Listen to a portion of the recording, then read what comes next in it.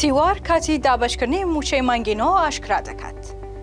بەپێی زانیاریەکان کە لە سەرچاوەیەکی باڵای حکوومەتی هەرێمەوە دەستکەوتووە ڕۆژی یەکشەممە یان دووشەممەی هەفتەی داهاتوو دەست بە دابشکردنی موچەی مانگینەوە دەکرێت.